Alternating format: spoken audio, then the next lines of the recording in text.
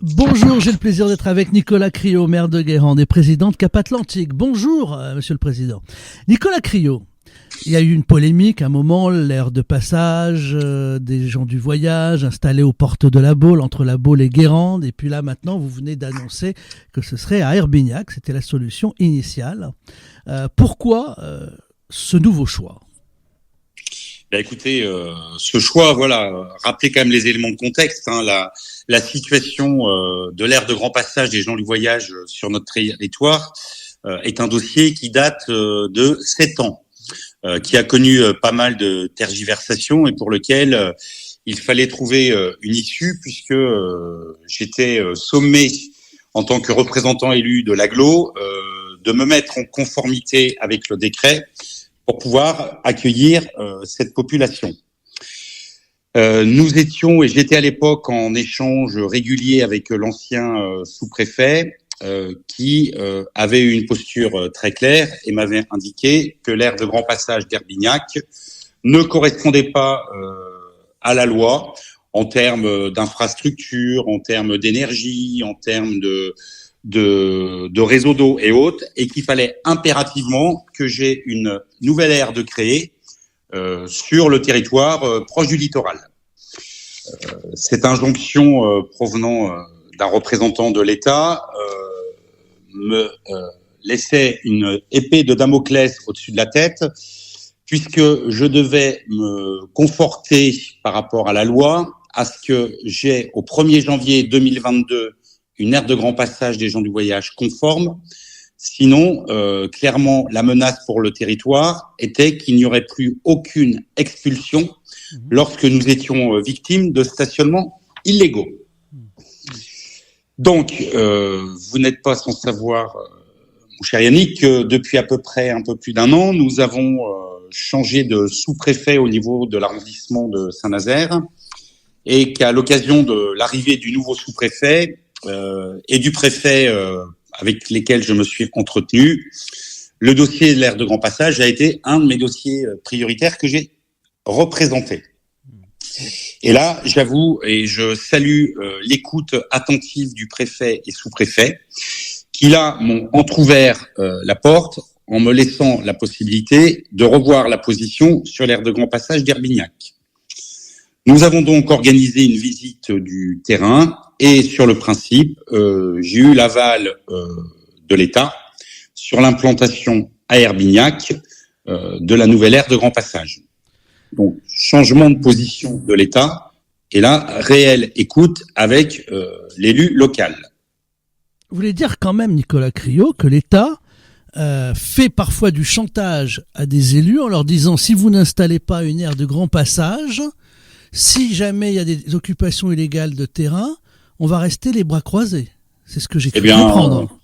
En fait, en quelques mots, Yannick, vous avez résumé la situation. Donc ça, c'est ce que j'avais connu avant. Et là, les échanges et l'écoute attentive que j'ai eue du nouveau préfet et sous-préfet m'ont permis de réinstaurer un dialogue, d'avoir une écoute et comprendre la situation du territoire.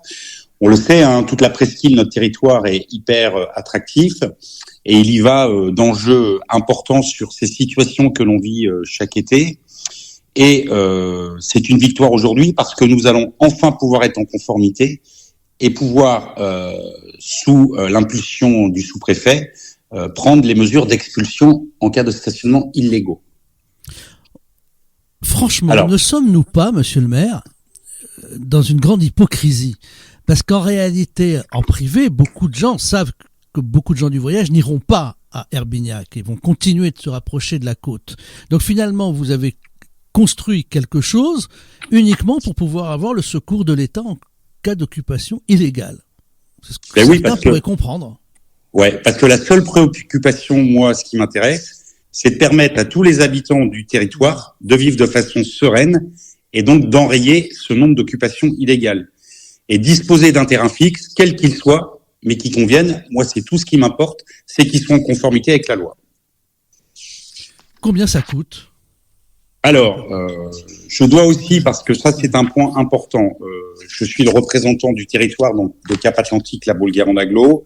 Je salue aussi le soutien de Madame Christelle Chassé, maire d'Herbignac, puisque quand j'ai eu cette ouverture au niveau du sous-préfet, préfet, je me suis bien sûr approché de ma collègue d'Herbignac, l'aire étant positionné sur sa commune, et je dois saluer l'esprit, elle aussi, d'écoute et de construction, et sa solidarité vis-à-vis des 15 communes, des 14 autres communes de l'agglo, puisque grâce à sa solidarité, nous allons pouvoir répondre à ses exigences.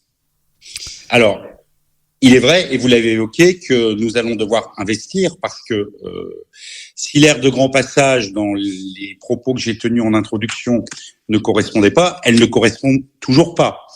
Donc là, nous allons créer à proximité de celle qui existe une nouvelle aire de grand passage de 4 hectares qui pourra accueillir en simultané 200 caravanes. Et nous avons obtenu l'autorisation du département de la Loire-Atlantique puisqu'il s'agit d'un accès par la route départementale qui va de Herbignac à Guérande. Nous avons eu le feu vert du département pour y construire un giratoire. Donc entre la construction du giratoire, l'aménagement du site, c'est à peu près une enveloppe de budget d'1 million d'euros qui va être soumis à approbation et délibération lors de notre prochain communautaire du 26 septembre. Très bien. Merci Nicolas Criot pour ces explications. On s'aperçoit en vous écoutant que des élus, peu importe leur étiquette politique, mais aussi dans toute la France, des petits élus, dans des zones rurales, dans des villes moyennes, comme chez vous, des présidents d'agglomération, comme vous, sont toujours obligés de se battre. Doivent être vigilants surtout, sont toujours obligés de se battre. Et ce qui y a aussi de stupéfiant dans l'entretien que l'on vient d'avoir, c'est que l'État peut faire des pressions pour des choses qui peuvent être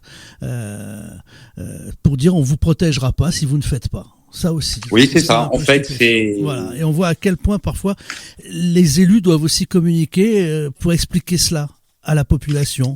Parce qu'après, on va vous reprocher. On va dire, oui, pourquoi il a fait ça là, ça va servir à rien alors qu'ils occupent là. Ou quand ils occupent, on ne fait rien.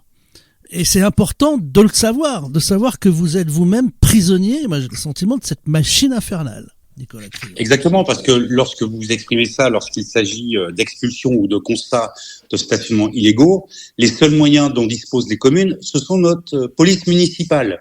Donc vous voyez bien aussi que sur le territoire, les effectifs ne sont pas tous les mêmes et que ce n'est pas de notre compétence en ce qui concerne la police nationale et la gendarmerie, mais pour la gendarmerie, il s'agit de la compétence de l'État. Donc bien souvent, les administrés pensent que c'est le maire qui a le pouvoir d'agir, alors que nos moyens, ils sont limités. Ils restent au niveau de la commune avec nos effectifs. Et que lorsqu'il y a besoin de forces de l'ordre beaucoup plus conséquentes, ce n'est pas une commune qui peut y faire face, et c'est sur décision du sous-préfet. Merci Nicolas Criot. Je rappelle que vous êtes maire de Guérande et président de Cap Atlantique.